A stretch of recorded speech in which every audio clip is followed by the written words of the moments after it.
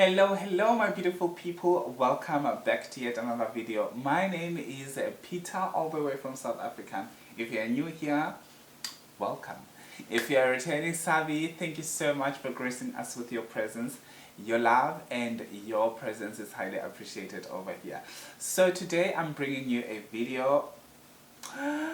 You cannot guess this one. Okay, you cannot guess this one. Obviously you have read the caption.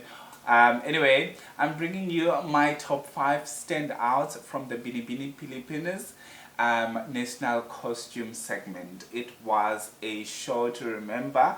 The costumes were to die for. The execution, the performance. Oh my God, the queens from the Binibining are crazily trained and well trained, and the stage presence for them is like nothing. We have to agree on that one. All these queens, they deserve the crown. They deserve all the crowns in the world, because I have never seen a show that is so consistent like Binibining Pilipinas. Throughout the years, they have been so consistent. I mean, we have seen a lot of queens coming from them. We can just agree to disagree on this one. They are one of the best. Anyway, without rambling any further, I'm gonna give you my top 5 standouts in reverse order. And also I'm gonna give my little bit 2 cents of my commentary. And obviously I'm gonna try by all means not to make it long, and I don't want to take away from the execution or the actual performance, and I don't want to take away from the designers, because they worked super hard to produce all these glitz and glammed costumes, and also with all the background when it comes to the actual performance and the suit as it is, or the costume as it is. It has a very significant background to it, and I don't want to take away from that. So let's get into today's video.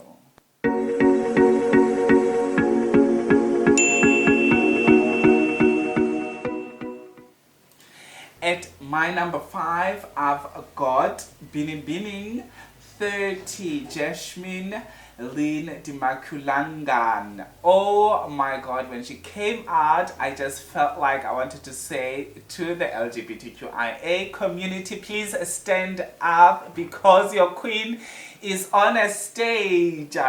When she came out with those colors, I felt so heartwarmed. I felt like, oh my God, I am so represented somewhere. Obviously, she doesn't even know me, but I felt like I'm represented. And her performance was it was just beyond what I expected, because when you come out with colors like that, sometimes you don't stand out. And also, all together, when it comes to the costumes, the national costumes, you're trying your utmost best not to outshine it, and not for the costume to outshine you. Also, you're trying to be graceful. Sometimes they are heavy, and this one was not really that much heavy as I'm looking at it right now. Correct me if I'm wrong, but the performance, the execution style, how she just smiled on stage and gave me hope, even though it doesn't really altogether representing the LGBTQIA community. It has other significant, it has other backgrounds, but I know that some of it, as they said, or when you read about it, it is also a part of an ally, or a part of acceptance when it comes to the LGBTQAI community. I felt represented, and Jasmine couldn't have done it better. It was fantastic. So moving right along to my number 4, and my number 4 goes to BB2, Binibining 2, Graciela Moreno. Oh my God, get me to church right now. I need to be I need Holy Spirit. When I looked at her costume, I was like, I need Holy Spirit. Mary is in the house. Mary is in the house. The mother of Jesus is in the house, and there was the rosary that she was carrying and she was waving around, but with grace and with holiness, and the piece on her behind, that huge piece with a cross. I felt so holy. I was like, girl, what are you doing to me right now? It's not me, it's you, girl. It's like, what are you doing? And I love the fact that she carried it with pride. You can tell the pride coming through the face. It's just, this one would have been very disastrous when it comes to someone who cannot present these costumes. So they can tell, you can tell that she got a good training. And the music behind, oh my god. And when she did that pose, like looking up, I felt like I was watching a very well executed movie. I was so impressed with her deliverance when it comes to that one. I felt like I need to be delivered. I felt like I need Jesus. That's how I felt when I was looking at that costume. So moving right along to my number 3, I'm going to the big guns right now. And my number 3 goes to BB28, Gabrielle Camille Bassiano. Oh my god. Like, I think you're so tired for when I'm saying oh my god. You know it's going down. Virgin Mary came out, and when she did the poses on this photo thing or the picture, she definitely looked like a picture. And I would have to give props to the designer of this costume, because when I looked at the bottom part, obviously she had to walk, but they didn't just show her legs there. They made it look like it is a picture that is sitting on top of something like a table or whatever in the house, or pillars or whatever. It looked like pillars. And it looked real. It looked like a real picture. It looked like, I mean, Virgin Mary, hello?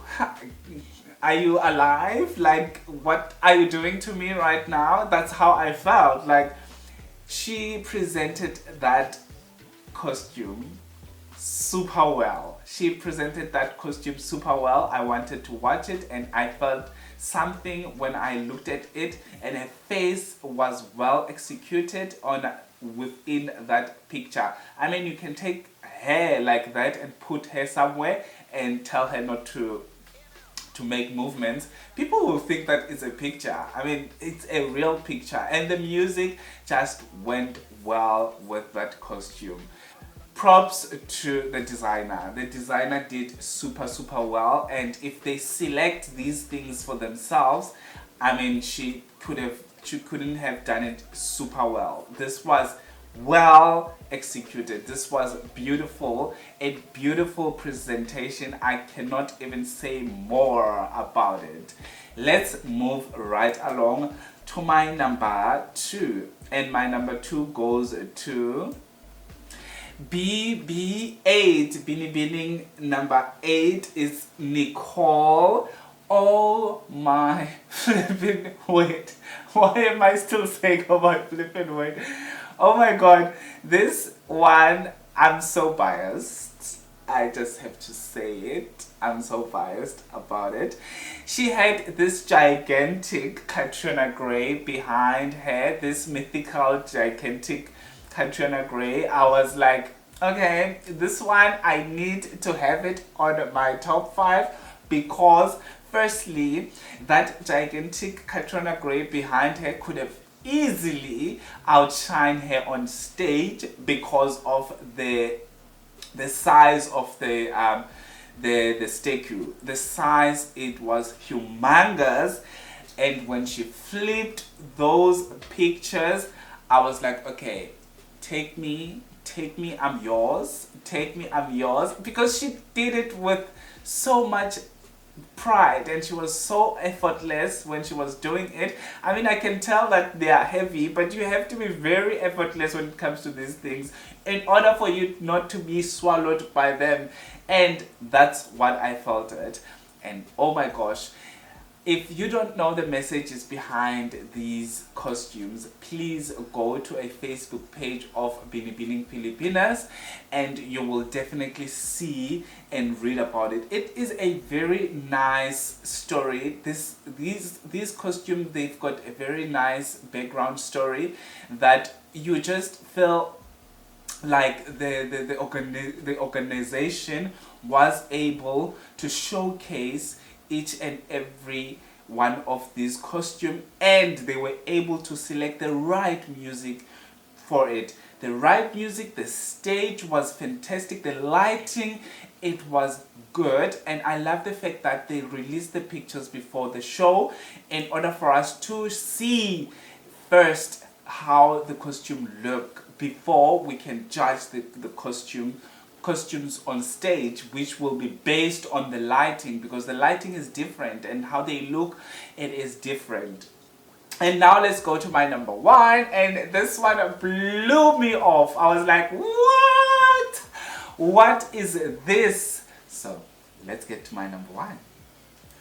And my number one goes to BB7, Graciela. I hope I'm pronouncing that right. Let's go.